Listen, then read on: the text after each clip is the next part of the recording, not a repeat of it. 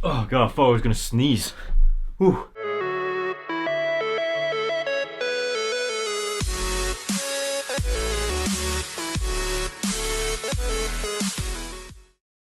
What is going on, guys? Welcome to this video. My name is Cameron and this is the review for Ultimate Spider-Man issue 86. Now, the previous issue, not Ultimate Spider-Man issue 85, but Ultimate Spider-Man Annual Issue 1, we saw Kitty Pryde and Spider-Man finally get together when they first met in around issue 30ish, if I remember correctly. And that is where it kind of took off, and they are technically dating now. So that is what's going to happen for the future of the Ultimate Spider-Man comics. So even though the Annual Issue 1 wasn't in like the main part of the Ultimate Spider-Man comics, now that we're going into Ultimate Spider-Man issue 86 and issue 87, issue 88 and so on, Kitty Pryde and Spider-Man are now dating, and that is how it is. So yeah, and remember when I was telling you guys about how the Ultimate Spider-Man comics like quality sort of drops after like issue, was it after issue 60 or something like that? Well, now we're getting into the part of the comics where it brings back up again, where the quality of the comics gets so much better once again. So it's really exciting. Now guys, it was really nice to see in the comments of the previous issue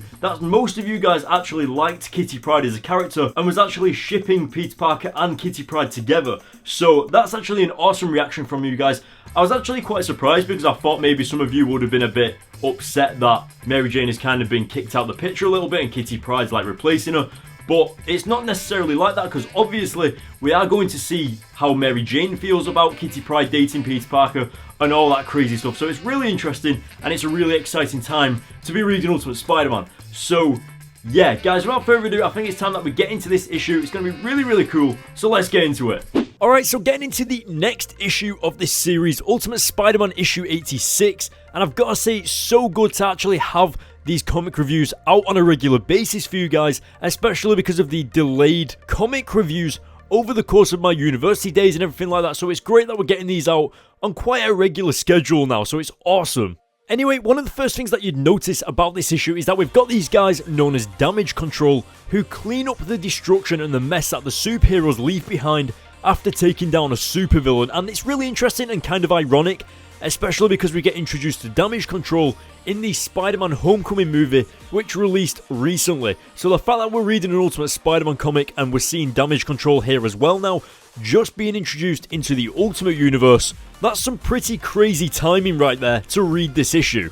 Now, as you can see on screen, as we get further into the comic, you can see that Spider-Man actually comes up against a character known as Omega Red. Now, he's a fairly popular character in the Spider-Man universe, but this is the first time that we're seeing him in the Ultimate Spider-Man comics, and I think it's pretty awesome how the comic writers and the artist used his character to sort of kick off this issue with a little bit of a humorous fight between him and Spider-Man. I don't know about you guys, but he kind of reminds me of Marlon from the Amazing Spider-Man comics and the Spider-Verse event. He's got that same kind of skin tone and that same kind of persona and arrogance that he's better than everybody else sort of thing.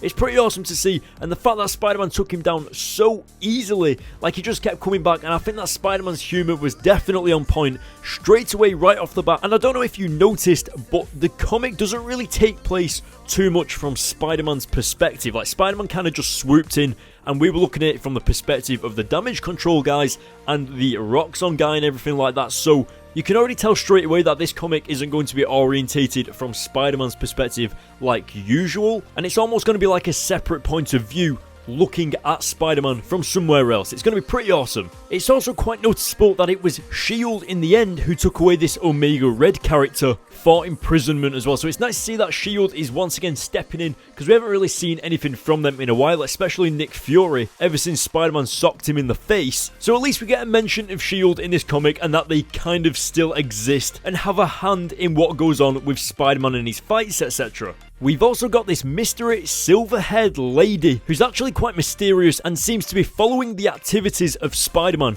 Now, for any of you guys that are massive Marvel fans and you think of a character with silver hair, there are quite a few characters, but I'm pretty sure some of you can probably guess who this person is. And she actually is genuinely awesome, and I think one of my most favourite sort of anti-villains. Like, sometimes she's good, sometimes she's like super bad and against Spider-Man, but she is an overall awesome character. And I think one of the craziest things is that, as you can see, 2 weeks ago they were actually following Spider-Man. They figure out that he's actually a possible student or teacher at high school. And it's actually really crazy because they actually are getting quite close to the identity of Spider-Man, following him to figure out that he goes to high school and he's in Queens.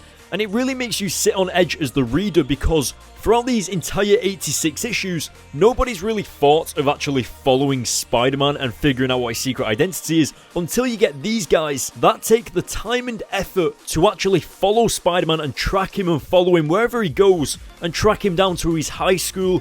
And it's got you as a caring reader of the Ultimate Spider-Man comics and Spider-Man himself on the edge of your seat as you read this. It's really, really awesome. Now we're coming up to the final few pages of this comic, and it's probably one of the best moments throughout this entire comic so far, where you actually see them capture Spider-Man and kidnap him from his high school. Now they've got all these crazy things going on, and there's a little bit of a few hints like bad grades and stuff like that, because obviously Peter Parker has been having bad grades recently as he's not been attending school. And then when they actually wake up the character who's in that chair, it turns out to be one of the randomest and funniest things ever. It's actually Flash Thompson that they've kidnapped, thinking he's Spider-Man.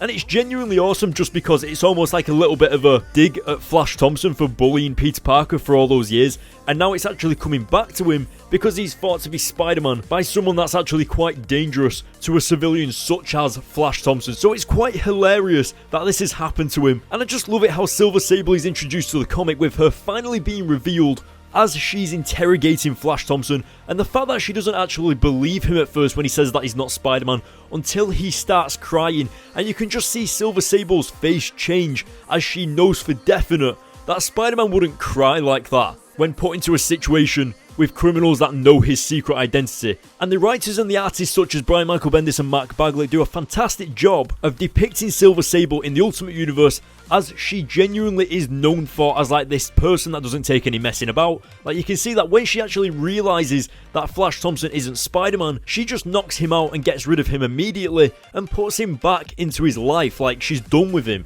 There's no messing about from her, and that just shows what kind of a character Spider-Man's just going to have to go up against when they come face to face. Alright, so I forgot to mention this at the beginning of the video, but yes, this issue is actually introducing Silver Sable of the Ultimate Universe, and it's actually one of the most interesting issues that's happened in a while, specifically just because of the ending and just the whole concept of following Spider-Man to figure out who he is. And the fact that they actually got quite close to it, I mean, following Peter Parker for weeks on end, actually finding out that he goes to high school, and then kidnapping Flash Thompson.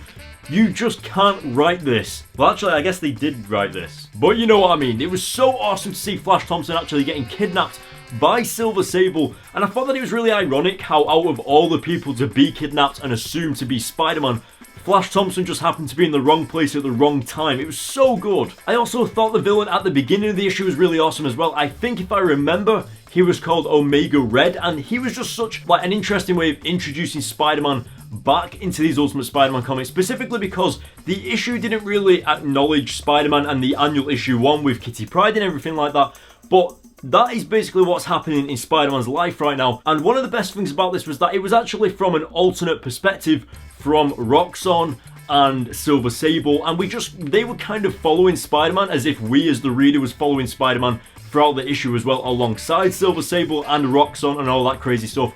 So it was an interesting perspective, and it came across as like a little bit of a fun game where you're just kind of trying to follow Spider-Man wherever he goes, trying to figure out his identity, where he goes to school, where he lives, the sort of thing. And they actually figured out that he goes to high school, and they were debating whether it was a teacher, whether it was a student. Anyway, one of the things that the issue did really well was portray Silver Sable pretty much just how Silver Sable actually is, you know, so sure of herself. The way that she could tell that Flash Thompson wasn't actually Spider-Man and then knocked him out. Like, I loved how she just knew for sure that it wasn't him. It was just so awesome to see that Silver Sable was the controlling person in that situation. It was really awesome, and it'd be interesting to see her come up again for the next couple of issues at least. Obviously, I've got every single issue of Ultimate Spider-Man, but I can't quite remember how many issues she's in or whether she comes up in the future, so we'll just have to wait until we get to that. But yeah, Silver Sable's an awesome character, and I hope she sticks around for quite a while. As for this issue, guys, I'm going to give it an 8 out of 10. I thought the art style from Mark Bagley, thank God he is back. The art style in the annual issue 1 comic, I wasn't really too much of a fan of. I thought the Spider-Man artwork in that comic was awesome, but the artwork on Peter Parker and the characters wasn't really too good in my opinion. but it's nice to see that Mark Bagley is coming back stronger than ever, and it actually felt like his artwork had evolved in this issue for some reason. Like, if you go back to issue 85, then come to issue 86, there's a little bit of a slight difference in the artwork on Spider-Man as a character when he's swinging through the city, and it comes across as really, really cool and just slightly different and evolved. I really liked it. But guys, that is the end of this review. Let me know what you thought of this comic in the comment section below. Hit the like button, and don't forget I've got a giveaway for one of these and the Spider-Man 2 comic giveaway on my Instagram. The link's in the description. There's still time to enter that giveaway, as I will be announcing the winner of the giveaway in the Spider-Man 2 review later this week. So yeah, go to my Instagram, enter the giveaway. And don't forget about this one. Guys, let me know what you thought in the comment section below about this comic. Hit the like button on this video. Hit the subscribe button for more videos like this. And I'll see you guys in my next video. Thank you for watching, and I'll see you later.